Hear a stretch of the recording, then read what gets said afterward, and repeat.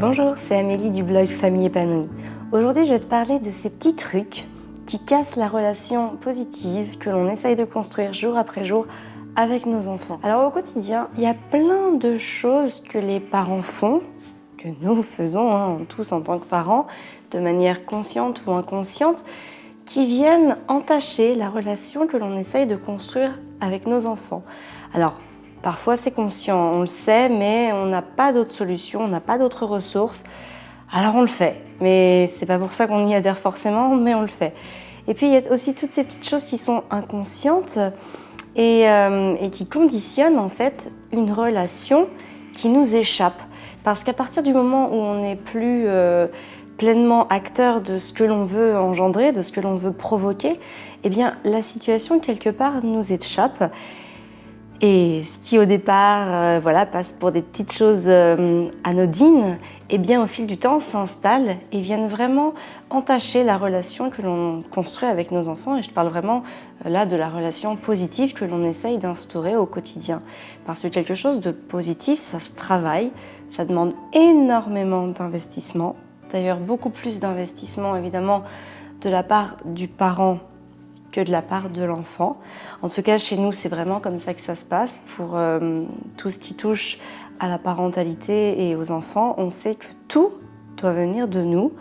On en est conscient. On ne peut pas demander à ce que l'enfant, un beau matin, se réveille avec certaines aptitudes, tout simplement parce qu'il est en construction. C'est un être en construction, il faut vraiment en avoir conscience. Et à partir de ça, c'est tout ce qu'on va faire avec lui au quotidien, tout ce qu'on va lui suggérer, tout ce qu'on va lui demander, tout ce qu'on va lui proposer, tout ce qu'on va lui apprendre aussi d'une certaine manière, formelle ou informelle, qui vont faire de lui, qu'il va y avoir des principes qui vont s'ancrer en lui, qu'il va y avoir des choses qui vont devenir des automatismes, et puis aussi qu'il va y avoir une relation avec le parent qui va se construire. Et donc c'est pour ça que tout ça part de nous, et que c'est vraiment nous qui choisissons, en gros, alors de façon consciente ou inconsciente encore une fois, mais c'est nous qui choisissons d'avoir les relations que nous avons avec nos enfants. Alors au quotidien, il y a vraiment des choses que l'on fait qui viennent oppresser nos enfants, qui viennent les conditionner, souvent négativement, parce que un enfant et un adulte sont deux êtres humains, ça ok, on est d'accord, mais on n'est pas fait pareil. Nos cerveaux ne sont pas du tout au même stade de maturation. Ce ne sont pas du tout les mêmes choses qui rentrent en nous. Un adulte, si on lui demande de faire quelque chose, ou du moins on lui donne un avertissement, c'est-à-dire par exemple, attention, si tu vas à tel endroit, tu peux rencontrer tel problème. Si on le dit à un enfant, une fois, s'il a 3 ans par exemple, il n'y a pas beaucoup de chances qui s'y intéressent réellement, qu'ils en prennent pleinement conscience. Tout dépend ce que c'est, tout dépend des cas, etc. Mais là, je parle dans une majorité des cas, dans une globalité. C'est pas en disant à l'enfant une fois quelque chose qu'il va le faire. Par exemple, si on demande à son conjoint de bien vouloir ranger ses chaussures parce qu'on a fait le ménage ou autre, il y a de grandes chances qu'il le fasse, ou pas. Mais en tout cas, il y a quand même de grandes chances qu'il le fasse.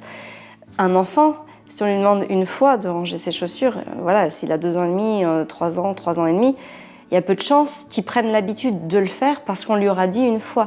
Tout simplement parce que ses intentions sont focalisées sur d'autres choses. Il n'a pas forcément cet l'intérêt de comprendre ce que l'on veut rechercher derrière. Et lui, il s'en fiche un peu en fait que la maison soit bien ou mal rangée. Lui, si son intérêt, quand il arrive à la maison, il est pressé d'aller jouer à quelque chose et que du coup, remettre ses chaussures à telle place, ça va lui prendre du temps sur ce qu'il avait prévu de faire, c'est une contrainte pour lui. Donc c'est normal qu'il ne le fasse pas. Et ça, il faut vraiment en avoir conscience. On est vraiment fait de 2 choses différentes, de 2 matières différentes. On n'est pas du tout au même stade de développement.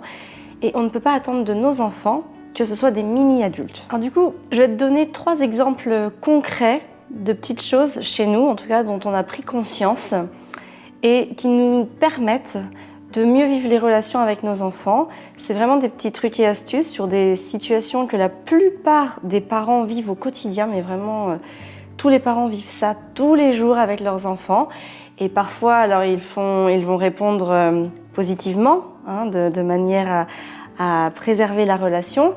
Et d'autres fois, eh bien, malheureusement, les réactions sont plutôt négatives et au fil du temps, viennent dégrader les relations avec leurs enfants. Alors ça commence souvent avec le nourrisson qui va commencer à explorer son environnement. En fait, à partir du moment où le bébé va commencer à se mouvoir tout seul, il va aller explorer son environnement et il va commencer à toucher à tout. Alors, il faut savoir que l'environnement dans lequel arrive l'enfant est un environnement hostile parce qu'il n'est pas adapté à sa taille, à sa morphologie, à ses stades de développement, et puis aussi parce que nous, en tant qu'adultes, on veut préserver absolument tous ces objets et on veut laisser tous ces objets tels quels, c'est-à-dire avant l'arrivée de bébé. Or, le moteur de l'enfant, c'est de pouvoir observer, de pouvoir toucher, de pouvoir manipuler pour comprendre les choses, comprendre le fonctionnement. Et donc, la première des choses qui nous met en opposition, notre enfant et nous, c'est le fait de ne pas laisser l'enfant toucher aux choses qui entourent son environnement. Alors nous, ce que nous avons fait à la naissance d'Arthur, quand il a commencé à se déplacer partout, eh bien, c'est que nous avons absolument tout enlevé de dangereux ou que nous voulions préserver des mains d'Arthur. Donc aujourd'hui, dans notre maison, à hauteur d'enfant, il n'y a absolument plus rien ni de dangereux pour lui, ni de choses qui sont cassables ou auxquelles en tout cas on tient et que l'on veut préserver. Parce que oui, un enfant peut être maladroit et c'est vrai que s'il prend un objet qui se casse, il peut le casser. C'est une option qu'il faut avoir en tête. Et non seulement il casse l'objet, mais en plus il peut se blesser. Donc nous avons tout sécurisé de manière à ce que l'on n'ait pas à être derrière l'enfant. Et ça, c'est très important. Parce que pour le coup, il n'y avait pas de touche pas à ça ou laisse ça, etc., etc. Et à partir de ce moment-là, c'est une façon d'être avec son enfant qui est beaucoup plus positive. Parce qu'on ne va plus s'adresser à lui pour lui dire non, redonne-moi ça, etc., etc. On le laisse évoluer de la manière dont il veut, de la manière qu'il a choisie. Et nous, en fait, eh bien, on est là que pour le côté positif, puisqu'à partir du moment où il peut tout toucher, où il peut aller partout, où l'environnement est sécurisé, eh bien, un gros nombre de problèmes disparaissent. Et surtout, c'est un principe qui est très très important en motricité libre, puisqu'en motricité libre, l'enfant se déplace comme il veut, où il veut dans la maison. Donc, le fait de sécuriser la pièce de vie, c'est évidemment quelque chose qu'on a élargi à la cuisine, à la salle de bain, aux chambres, au bureau, etc. Partout dans la maison. C'est-à-dire qu'à hauteur de Gaspard, voire même d'Arthur, il n'y a rien de dangereux pour eux. La deuxième chose, c'est exiger tout et tout de suite de la part de l'enfant.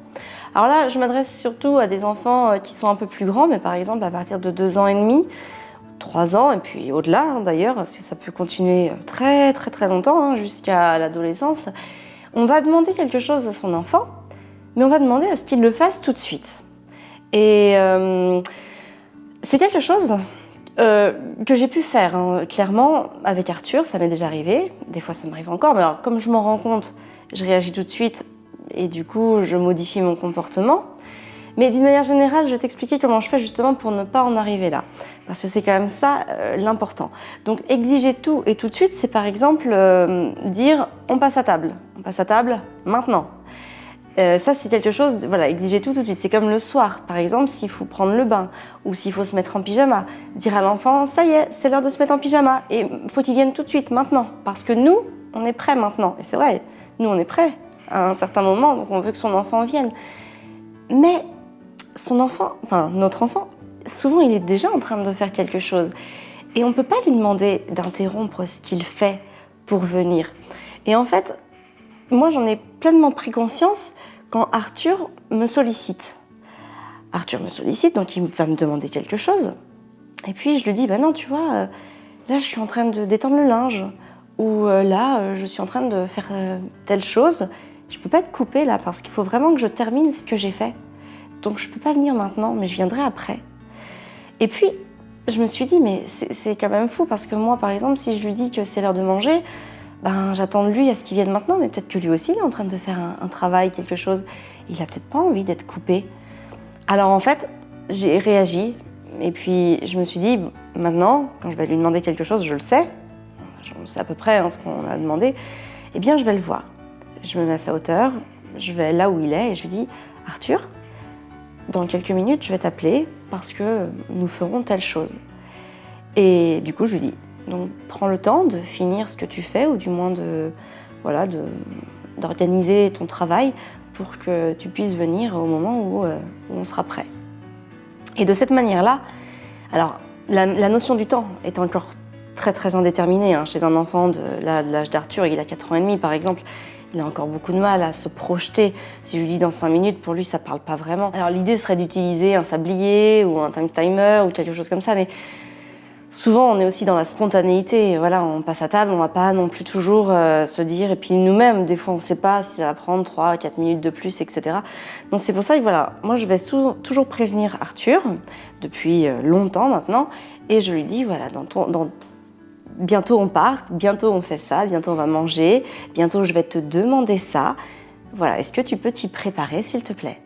Et quand lui me demande ça, du coup, quand il me sollicite, je peux aussi lui répondre la même chose et on est vraiment sur un pied d'égalité. C'est-à-dire que ce que je lui demande, j'accepte donc qu'il me le demande aussi, mais on a des réactions équivalentes. C'est que je ne me rends pas disponible tout de suite, mais je n'attends pas de lui qu'il se rende disponible tout de suite.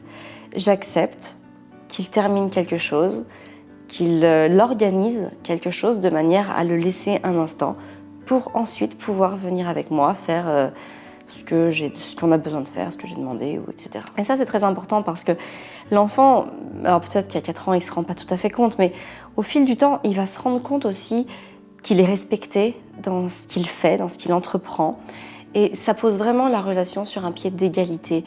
Et plus l'enfant grandit, plus il acceptera d'être sollicité parce qu'il sait aussi qu'il n'y aura pas de pression en termes de timing par rapport à ça. Évidemment, des fois on est pressé parce qu'il faut partir à l'école, parce qu'il faut aller à la crèche, parce qu'on a un rendez-vous.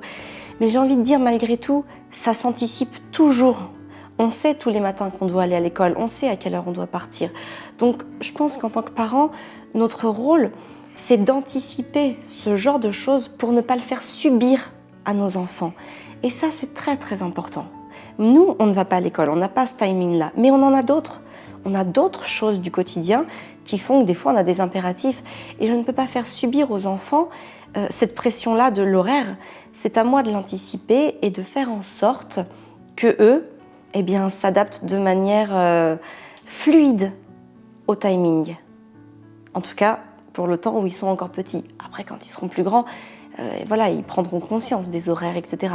Mais pour le moment, c'est quelque chose qui leur échappe. C'est une notion qu'ils ne peuvent pas en avoir la perception concrète.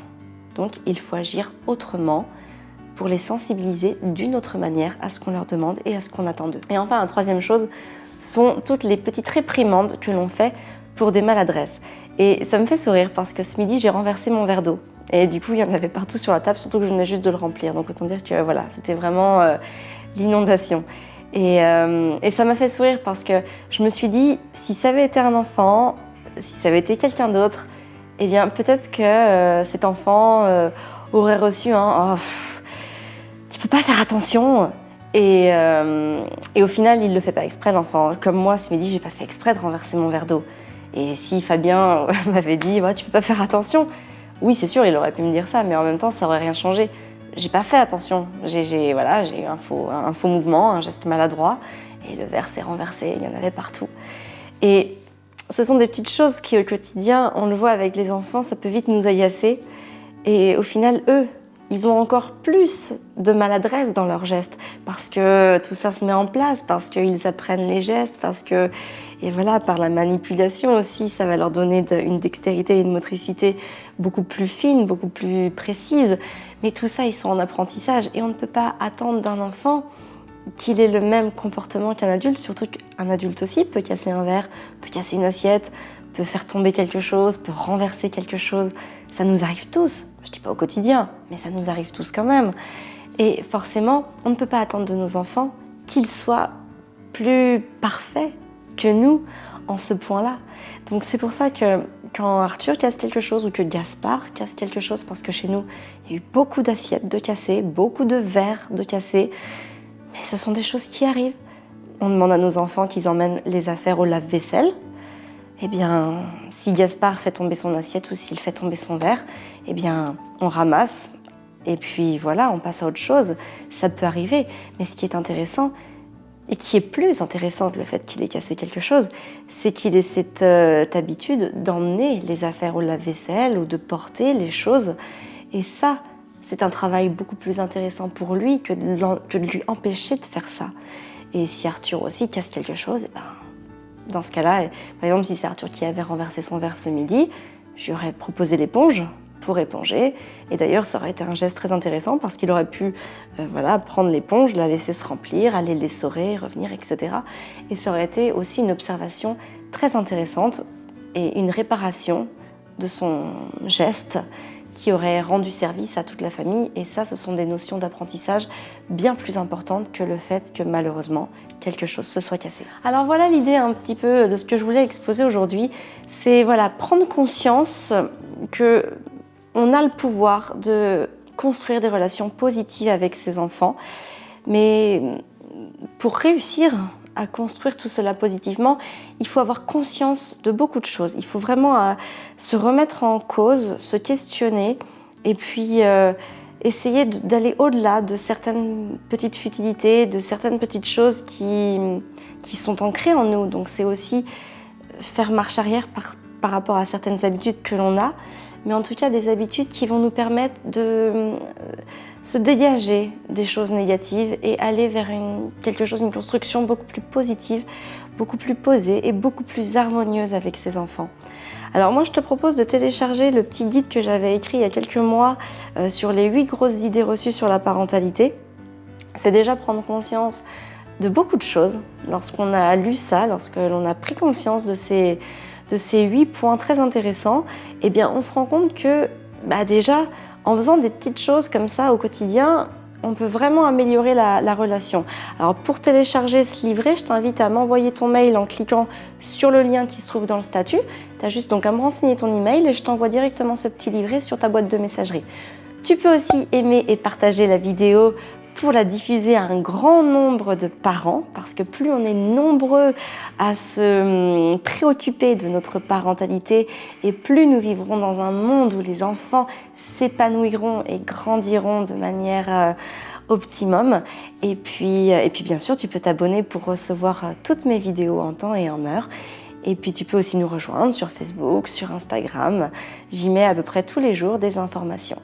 Sur ce, je te souhaite une très belle journée. Prends soin de toi et de tes enfants.